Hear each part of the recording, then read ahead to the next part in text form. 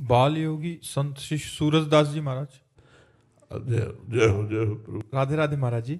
महाराज जी, सबसे पहले मंदिर में भगवान हैं उनको दंडवत करें या हमारे इष्ट हैं जो उनको दंडवत करें महाराज जी? सबसे पहले दंडवत हमारे बीच में जो है उनको करें, क्योंकि मंदिर में तो हम हर समय जाते नहीं हैं। मंदिर में तो कभी कभी समय जाते हैं और हर समय हमारे हृदय में सबके बीच में भगवान रहते हैं। तो सिय राम मैं सब जग जानी, करो प्रणाम जोरि जुग पानी। जड़ चेतन जग जीव जत सकल राम मैं जानी, बंदो सबके पद कमल सदा जोरि जुग पान। जड़ चेतन जो भी दिखाई दे सब में प्रणाम करो, भगवान विराजमान है। मंदिर में तो श्री विग्रह अर्चा अवतार से है ही, लेकिन चराचर जगत के रूप में भी भगवान है। तो सबसे पहला प्रणाम हमारे समीप जो भगवान है, फिर जाकर के मंदिर में। संजीव जी देहरादून से। राधे राधे महाराज जी। महाराज जी, आपके चरणों में सादर प्रणाम। महाराज जी, ये स्वरूप क्या है और स्वरूप में स्थित होने का क्या प्रक्रिया है महाराज जी? जो एक है, जो नित्य है, जो चिदानंद है, जो निर्विकार है, जो ब्रह्म स्वरूप है, वो हमारा स्वरूप है। मैं, मन बुद्धि चित्त अहंकार, अंतःकरण के अहम के मैं में शुद्ध स्वरूप मैं का मिल जाना, यही बंधन युक्त हो गया। साधना के द्वारा अंतःकरण मलिन जो मैं है, मलिनता, मैं स्त्री, मैं पुरुष, मैं विद्वान, मैं धनवान, मैं कुलवान, मैं के आगे जो भी प्रकृति जन्य लगता है वो मलिन होता है।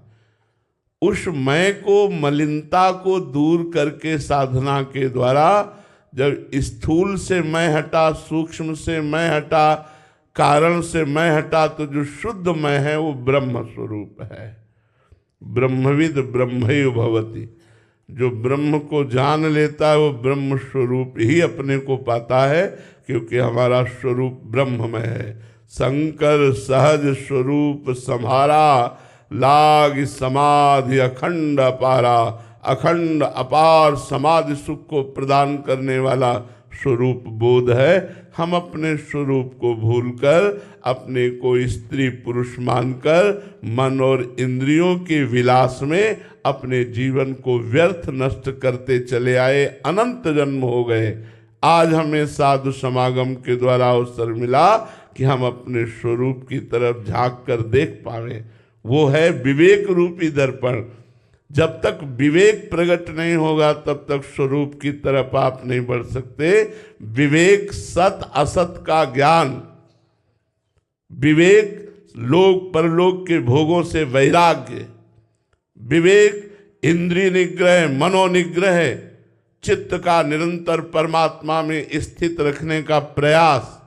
इसके द्वारा जब अंतःकरण पवित्र होता है तो जैसे निर्मल जल में, शांत जल में नीचे क्या पड़ा है हम देख सकते हैं, ऐसे ही निर्मल अंतःकरण में, शांत अंतःकरण में, स्थिर अंतःकरण में उस आत्मा का प्रकाश पड़ रहा है।